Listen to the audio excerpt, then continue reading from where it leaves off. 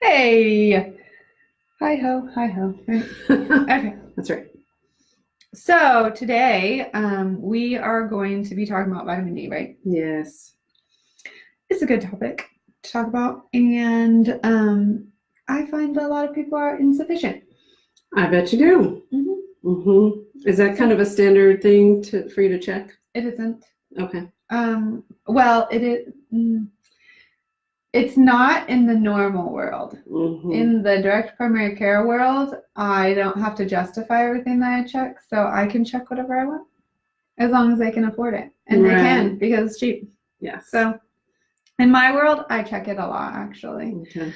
Especially if people are getting fatigue or fractures or whatever. So anyways, if you are just joining us, I am Dr. Smith from Accomplished Health and Wellness here in Lawrence, Kansas, and this is Heather Fiore from Free State Nutrition. And today we are going to be talking about vitamin D. And so now you know. So anyways, what is vitamin D? So vitamin D is a fat-soluble vitamin, and that means that you need fat with it in order for it to be absorbed. And so there's not that many of them. Vitamin A, vitamin D, vitamin E, and vitamin K. Those are your fat-soluble vitamins. So right. now you know. Vitamin D is one of them. That's why I always say, drink whole milk. Because it's fat and it's got vitamin D. Yeah, they all have vitamin D. They do. All the milks, even the ones that are not called vitamin D. They all do. have vitamin D added. Yeah, they do. And they all have a little bit of fat. Yes, they do. So where you are from, I think we've talked about this once before. Yes. Rochester. Right. They did in their peds department. They were looking at vitamin D and how much is in the milk actually, because we tell people to drink milk, right? Yes. So vitamin D. Yes. And so they wanted to see how much vitamin D was in the milk. That was vitamin D milk. Specifically. And what they found was that it depended on where in the vat you were when it was pulled off, that some milk had a lot more than what it said and some milk had a lot less. So I thought that was interesting. And it's interesting that was done in Rochester. Yeah.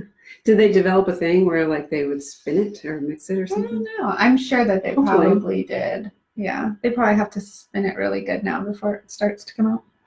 So anyways, where is it found? Where is it found? Where's vitamin D found? Yeah, where do we get it? Well, I mean, there are a few food sources, not very many. Yeah. Right? And then the sun. The sun. Yes, and there'll be plenty of issues to talk about related to that, for sure. And then supplements. You can always get it from a supplement. And I'm all about food, but I will just vitamin D might be a supplement. Yeah. So just so you know, when you take in vitamin D, it's actually inert, meaning it's not functional, and it has to undergo 2 chemical reactions in order to become active and bioavailable in your system. So the first chemical reaction is done in the liver, and it turns it into calcidiol. Yeah. Okay. The second one, because these are hydroxylation ones, that's how the iol comes. So the second one is done mostly in your kidneys. And then that one turns it into calcitriol. And calcitriol is the active form. That's D3. D3. Calcitriol. Tri. 3. Got it?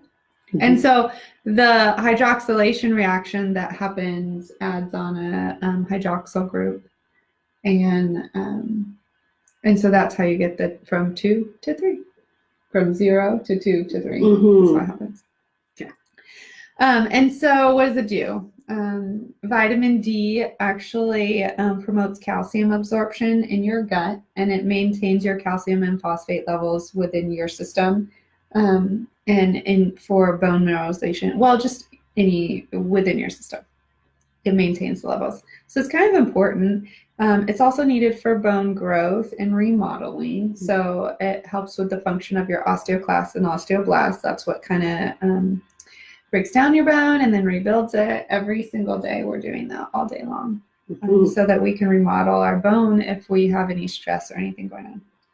It also helps with cell growth, neuromuscular and immune function, and decreases inflammation. So it's kind of important. Sounds like a pretty big deal. Yeah. And I know that mostly what we know about, the benefit of supplements or getting enough is for bone health. But given the role that it has in all these other systems, it's easy to think like, well, maybe there's something to be said for, getting enough for the purpose of your immune system or your neuromuscular. Right. Yeah. Well, I think that they all work like everything in your body, it all functions together, rate limiting step. If you think about rate limiting steps, rate limiting step, your slowest step is going to be your rate limiting step, and that's always going to be where you're deficient or whatever. And so this one system over here, if it's not working well, this one is going to work well, because inevitably they all touch each other in some way. So it may not be the answer to your problems, but why not just rule it out as the rate limiting step? And you know what? It's not really that hard to rule out. It's a blood test. That's what you do. Yeah. Is you get a blood test, and there's it's a serum test, so it's in the yellow part of your blood, the serum. Okay. Right.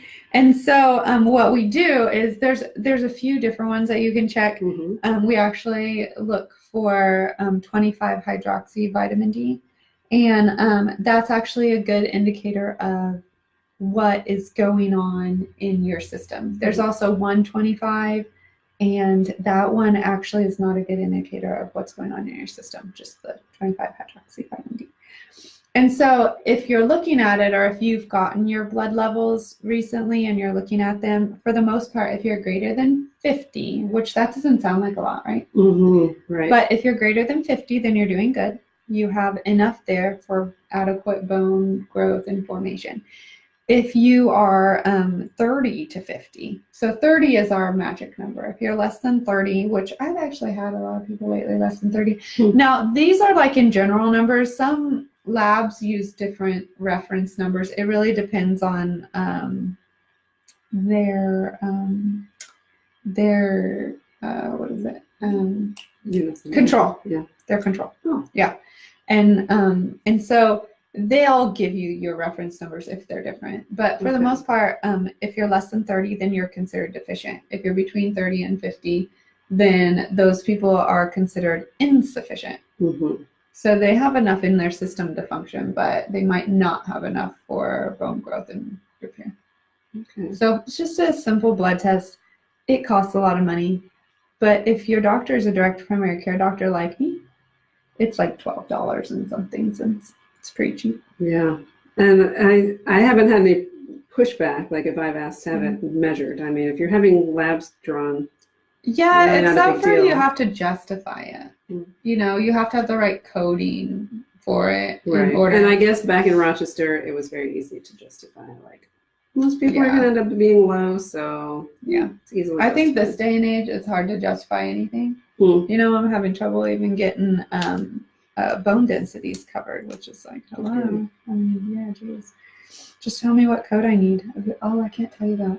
Oh. No, they can't tell you the code. Now you have to guess. Just tell me what page it's on. That's what I said. Tell me what page it's on. Give me a hint. I did that once. Start with? I did that once. I asked what page it was on, and they were like, well, I guess I could tell you that. So they did, and I put every single code on that page. Figure out whichever one you want. Yes. Okay. So let's talk about sun exposure. So you have to get UVB radiation in order to get vitamin D, and that penetrates under uncovered skin. Yes. And so there's some things that will affect this, right? Correct. So what affects it? I bet how strong the sun is. Like what your season. Yeah. Whether there's clouds. Cloud coverage, definitely. Whether you're like northern latitudes, because even in the summer, there's still more of an angle. I think it's Right. funny that you said that, actually. Yeah. Because what they have found is that your geographical latitude doesn't have as much of an effect as they thought. But I wonder, is that because of the sun being the same strength, or is that like when you're further south, you don't go outside because it's hot? Could be. Yeah. Yeah. I don't know. I mean, definitely a thought. We should measure kids because we make the kids go outside no matter what. Right. Like, I'm going to be in here in the AC, but you go play outside. Right. Have fun. Turn the sprinkler on. Yeah. Also, time of day, length of day. Yes. Smog. Oh, yeah. Makes sense. Of course. Your skin melanin content. Mm-hmm. That's going to play a big role. Yes. And then sunscreen. Obviously, sunscreen is going to affect how much UV radiation you're getting. That's through. why you put it on, to block the sun. Right. People. Right. That's the purpose. So, you know what I thought was really interesting also is because I have thought about this before. If you're driving in the morning, and the sun is coming at you, or like later in the day, and you're like, oh, I'll get some vitamin D. Nope. You are not. No. It doesn't come through the glass. You'll get some skin damage. You will. You will get some skin damage, but not vitamin D. So go ahead and put your sunscreen on if you're driving, or if you hang your arm out, I guess. Yeah, out the open window. Out Sure. the open window. I'll give you that but one. That's because there's no glass. It doesn't penetrate the glass. If you're standing there in your window watching your kids play outside in the sprinkler because you sent them out, and you're like, I'll just stand here and get some vitamin D. No, you won't. It's not going to happen. Yeah. I have been known to put sunscreen on for a road trip. Yeah. Actually, put it on my knuckles and my chest and my nose. My best friend is a dermatologist. Her name's Mari. I love her. And so anyway, she's always texting me in the summer, did you put your sunscreen on before you got in that car? And I'm like, I forgot. But yeah, you need to. Okay. But when we're talking about sunscreen, so SPF of 8 or higher is known to block the UVB radiation, and that's what you need for vitamin D. And so the thought is that if you're going to be out in the sun, it needs to be sun. This is like a really long time, number expansion. 5 minutes to 30 minutes. Oh, it's like that's really wide range. Yeah. Like which one is it? 5 or 30? I don't know. Yeah. 5 to 30 minutes of sun's exposure during the time of 10 to 3. Wow. 10 a.m. to 3 p.m. Yeah.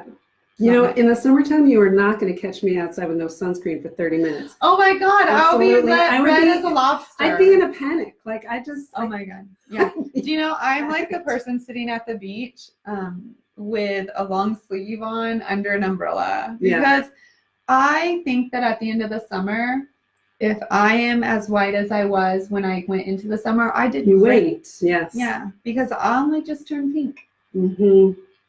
Right. I don't really like to walk around looking like a lobster. Plus, it doesn't feel nice. And really, any color added to your skin is skin damage. It is. And wrinkles. I mean, come on, let's face it. We're not getting younger here. It's wrinkles. And then you're going like this all day too, and then you're getting crow's feet. Anyways, so you have to do that 5 to 30 minutes at least 2 times per week. And it has to be on the face, the arms, the legs, and the back. Okay, so that's your whole body. All of those things? Yeah. Oh, wow. No. So, no. You basically just, I'm probably vitamin D deficient because I'm not the one that's doing that. Actually, I will go out for 10 minutes. Brilliant. 15 max. What I say is, let's go out and we'll run around for 15 minutes and then we'll come in and put our sunscreen on. And my kids are like, what? I'm like, yeah, so we get some vitamin D. Yeah. See, I don't do that because my kids would just be like, oh, I'm all done. After 10 minutes, like, I don't want to put sunscreen on and I'm done playing outside now. Yeah. So, but then, the other thing is your sunscreen has to be on for 10 minutes. So then you have to sit inside for 10 minutes. Yeah. So I usually am like, okay, I'm going to do this for 10 minutes, mow the lawn or something. Yeah. And then I'll go put the sunscreen on. And then I'll go do something fun. Sometimes it works out for me and sometimes it doesn't. I don't know. Maybe I should test my vitamin D level. It only costs $12. So. Maybe. Anyways, so how can we get it from food? You said there's not that many foods. There are not that many foods, and it's added to milk. It's added to milk. Yeah, we talked about that. Yes, and who knows where in the vat you are? So I know there's that issue, Yeah. but maybe it averages out. Let's say if you're a regular milk drinker, I am. which you're probably not. I am. I know you're not. I am. You are.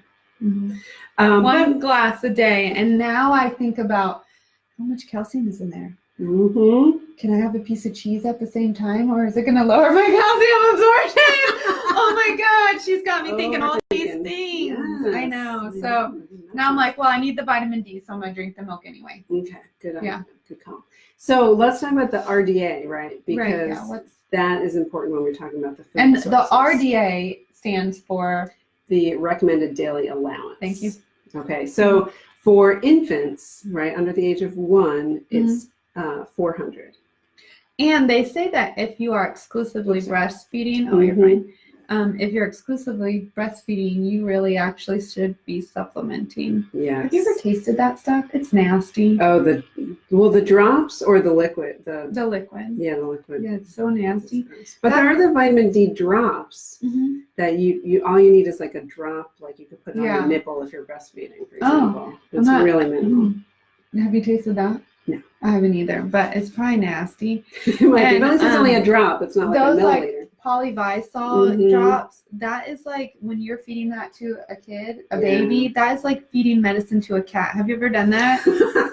It's not pleasant. It's not. But that's why I mean the vitamin D drops, like all they need is a drop. I don't want my nipple to taste funny though. I don't think it's that bad. Like if it was a deterrent to breastfeeding, obviously it would not continue because nobody wants that. This is true. Okay. So 400 for infants, and then for most of the population, it's 600 units, and this is IUs or international unless you get units. older, right? Right, and then over the age of 70, it's 800. Okay, so now let's talk about how much is in milk. Right. 100 per cup. Oh, see? Yeah. So if you're going to get your vitamin D from milk, you're drinking 6 cups of milk. Oh, I'm not doing that. You're not doing that. And if you were, we would be saying you're drinking too much milk. Yeah. So they really need to change it because like only in the last, I don't know, it's been 5 or more years than that they changed it from 400 to 600. So when it was 400, it was like, oh, you're drinking 4 cups of milk. But even so, like, what adult does that? Nobody does that. But at least kids might. Kids do. And so, but now, I don't. Now it's 600. They need to up the amount they put in milk. Right. But they haven't. Yeah, because it's not in that many foods. It's not in that many foods. So you could get it in, like they add it to yogurt too sometimes. And it's like 80. Okay, that's so not it's much less. either. No. It's in eggs just because it's born there. But then, the egg is getting a bad rep lately. Again? Now what? What's wrong with eggs? Poor egg. Well, the more eggs you eat, the more likely you are to have a heart attack is what I'm reading. But I haven't read all the way because I got mad. Because I was thinking to myself, are these free-range eggs? Yeah, that or makes are me these mad too. Those chickens that sit around and do nothing but eat corn, grain stuff? And like those aren't healthy eggs anyway. So are these omega-3 eggs or are they not? So many questions. I know. And then are they eating bacon with their eggs? Maybe it's not the egg, okay? Maybe it's the bacon. All right? Yes. So there's my other question. Yeah. So that's just like an association. Okay, but we can get, how much is in the egg? 40. Oh, see? Yeah, so we're going down here. Too. But there are fatty fish. Okay, so here is like your saving grace here. Salmon? It's like salmon, 3 ounces is what, like $4.50, I think. Oh, see, I always eat more than that. Yes, that's a pretty small serving. Right, so that's like a deck. Is that even a deck of cards? Yeah, it's a small piece of fish. And then tuna. So for 3 ounces. And tuna is supposed to be light tuna, right? Light or low mercury. Low mercury. Okay, so tuna has what? 155. Oh, that's pretty good. 3 ounces, yes. And I usually, how much is a package? Do you know? Oh. Of tuna? Those little, the ones. The ones that are, I don't. I don't know either, but I would guess I 6 ounces in a can actually is 6 ounces. make 2 of those. I Okay. put 2 together. I don't eat it all at once, but along with the egg that I put in there, All right. I'm boosting it. Getting there. Sardines. Oh God, You know, I like had to bring up mention that. sardines. I do. You only get like 23 per sardine. That's not even worth mentioning. But I don't know how Some many people sardines you eat. I have no idea. I mean, 0. But people who eat sardines might eat more than one, probably. They probably do, just to gross out the people around them that don't like to eat it. But if you eat 4 sardines, Then you're doing good. then That's 100. it's like a cup of milk. Okay. Your main place where you might get it would be like cod liver oil. Like a tablespoon of that stuff would give you like 1,300. I don't know why you would do that. Do you know what? Because there's a supplement, cod liver oil supplement. Okay. It's an omega-3 supplement. Right. So you're gonna get your vitamin D in your fish oil. Yeah. Because usually I believe fish oil usually is cod liver oil. That makes sense. Yeah. Does it come from the liver of the cod? Do cods even have livers? I mean, do they have something different? I think they have a liver type thing, and it makes sense that that's where you store your vitamin D. Well, sure, but I'm gonna have to. I mean, I'm gonna have to go fishing, people. not familiar. We're gonna be doing some dissecting of our food. But here's what I think. I'll let you know. Here's my opinion about this whole thing with getting vitamin D from your food. Okay. Half of these things, it's added to the food, right? So it's not that different, Right, like from milk and yogurt. Milk and yogurt. Like it's not that different from like taking a supplement. So to me, like, why not just take a supplement? Okay, usually we don't say that. I almost never say that. This is like an amazing day. She said to take a supplement. But here's why. Because vitamin D, even though it's called a vitamin, like it's really not something that we get from food. Right. You know, other than people who eat fatty fish, you are not getting vitamin D from food. Like it's a misnomer. Right. You know, and it's something like I would rather protect myself from skin cancer than expose myself to the sun to get vitamin D. Right. Or, and you'd like to protect yourself from bone loss. That's so I was thinking, earlier we were talking about the latitude, right? So you know what else I'm wondering is maybe the latitude doesn't matter as much because depending on where you are, latitude-wise, your melanin is going to be different. Yes. And that's going to affect how much vitamin D you get in from the sun anyway. So that would actually make sense. Like in a sense of like native people, like say you look at like people who are natively from the Caribbean. Yes, they very have darker skin, which they have to because of the so they don't sun. have skin cancer. Yeah, for sure. That makes sense. So that makes sense why geographical latitude doesn't matter as much. But now, I mean, people obviously live wherever they feel like living. This is true. Yeah. But then they get more melanin. They get more melanin? Yeah, they'll have more melanin production because they're in the sun more. Okay. So their skin is, well, except for you and me, because we're like covering up. So, right. But I'm just thinking, like, say you take some Scandinavian person, you throw them in the Caribbean. They're still going to get more freckles. Right, okay. That's still melanin production. True. So. Or they're going to cover up. Hopefully they're going to cover up. And then they're not going to get anything because they're covered. Yeah. Okay. So supplement-wise, what do we need? So we're talking about like D2 and D3. Right. And which one is better? All right? I think they're mostly equivalent, but people choose D2 because it's vegan. Okay. But at higher doses, you're right. At D2 is less potent. Yes. So, but if you're vegan, you don't care. Take extra. Yes. Okay. I know, because you can't tell a vegan to take something different. No.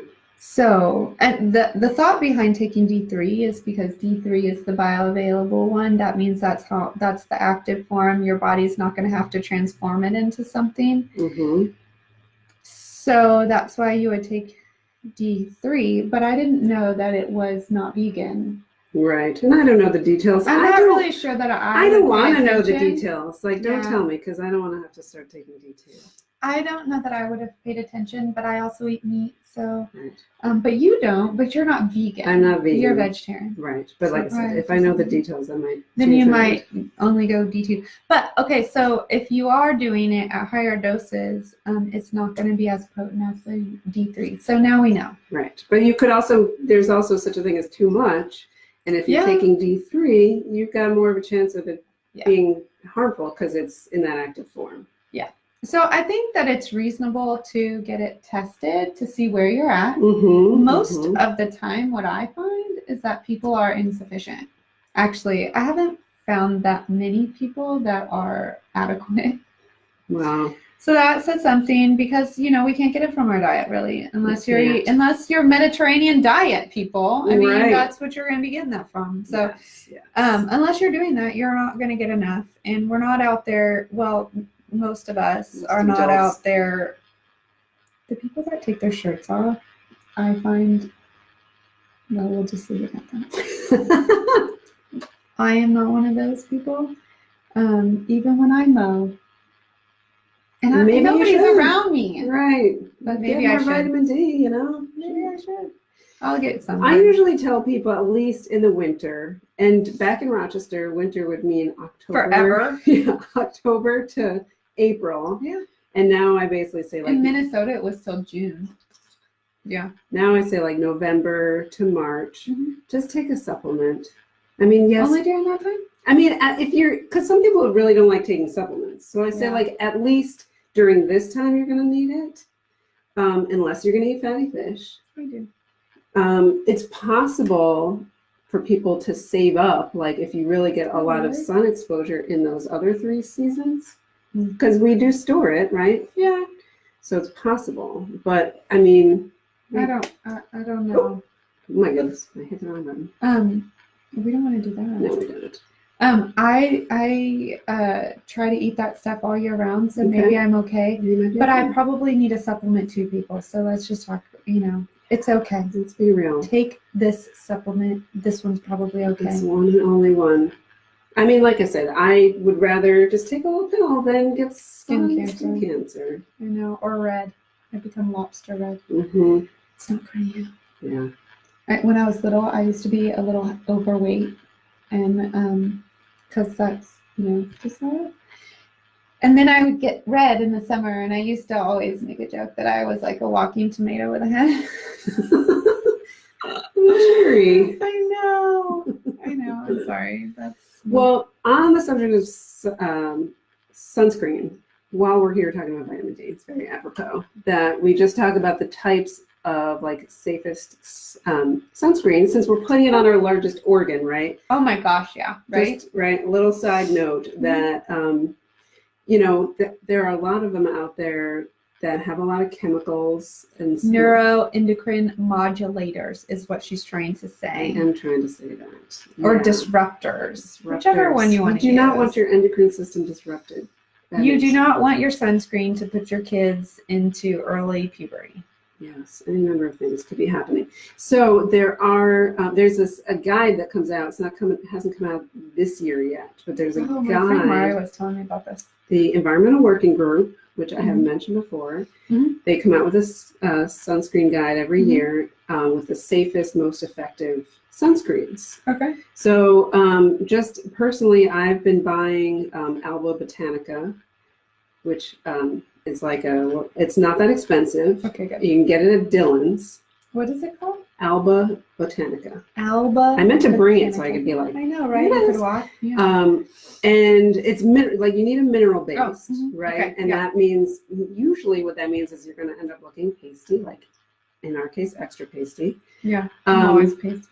But that's what works. Like it's, you know, minimally absorbed. Okay. Which means obviously you're taking in fewer chemicals into your system, and it's going to stay out there to protect your skin where you need it. What about baby Ganix? I don't know Ganix. Baby Ganix is oh, I do know Baby Ganix. Yeah. So they have a stick. I usually use Baby Ganix and Water Babies. Are they on the list of best? I don't know about Water Babies. I feel like Baby Ganix might be on the list of like good ones. Also, Blue Lizard. Oh yeah, That's I usually thought it was purple lizard. Is it blue? It's blue. Whatever. It goes on and then it changes to a different color. Well, in the bottle will change color if it's like is that it? Okay. In the sun, like it'll let you I know. knew there was something, but that one's UV rays right here. expensive. Is it? Maybe a little Holy bit. moly, it's expensive. Yeah. But the bottle changes color into when the UV rays are worse. Yes. Right? So like you should put this stuff on if the bottle's changing colors. Yeah. So anyways. Yeah. And then there's beauty counter. I'm just thinking to myself that this stuff, mineral based, but it doesn't leave you pasty. It's amazing. Oh, but it's so small. Well, that's just like a little sample bottle. Oh, okay. Yeah. This is SPF 30. Yeah. And like high SPF you don't want either. I do like SPF 30. Sometimes I do 50, but I still apply it all the time. Mm-hmm. So I usually use that Baby Ganix on faces. I also like the Neutrogena one on faces. Mm-hmm. Because my kids cannot have this kind of sunscreen on their face. Why is that? They actually get like an allergic reaction to it on their face, and they their nose starts to run, their face turns really red, and then they just start crying, like tears. Ooh. They can't even stop it. And it's happened with every sunscreen I've ever put on their face, even the ones that say won't like cause tearing or whatever. And so I have found that the stick ones, like Baby Ganix, Water Babies does one, and Neutrogena. And it's easy to put on their face. Yeah. And it does not do that.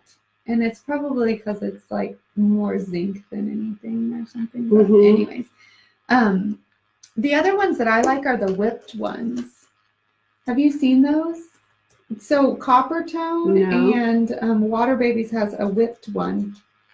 And it's like in a shaving cream bottle, and it comes out like shaving cream. That's cool. Yeah. But when you put it on, see, there's Baby Ganix. Yeah. When you put it on, then it goes on more like sunscreen, but it comes out like shaving gel. That's and then fun. It's easy to rub in, and your kids are like, "This is cool." Yeah. Okay, so is it on? So Baby Ganix, yes. Good. Yeah. What about others that are on there? I just searched for that. Oh, do that. Water Babies. Oh yeah, Water Babies. That's a good one. So ewg.org, that's where you want to be. Oh, it's not on there. Does that mean it's not? Oh, wait, yeah, there. 2, that's not bad. Yeah, that's what I use. Okay. And the whip, what's the 4 mean? 4 is not as good. Does that mean it has endocrine disruptors in it? It could. Well, we could look at the details. So sad.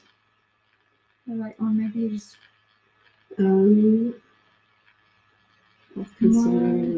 What? Oh. There you go. Oxybenzone. Oh, see, it's because it's whipped. Can't use that one anymore. Yeah, and you gotta be really careful with sprays. Like, I mean. Oh, I don't even use those. My kids get sunburned on them. Yeah, and like, who wants to be breathing in sunscreen? Right. Okay. Well. There you go. There we go. Now we went over our time. We did. I know. But that one's important because the summer's coming up to just talk a little bit about sunscreen. Maybe we should do that one day, is talk about sunscreen. Sure. Anyways, so there you go on vitamin D. If you have any questions, let us know. And what's next? We've got canola oil. One thing on our list, canola oil. Yeah. We want to get to the bottom of canola oil. If you have something that you want us to talk about, please give us stuff, because we're at the bottom of our list and we don't know what we're going to do next. So here we are, needing your help. Public announcement. Okay, so hopefully we will see you next week, right? Normal time. Yes. And hopefully you guys have a good rest of your week and the rest of your day. Thanks. Bye-bye.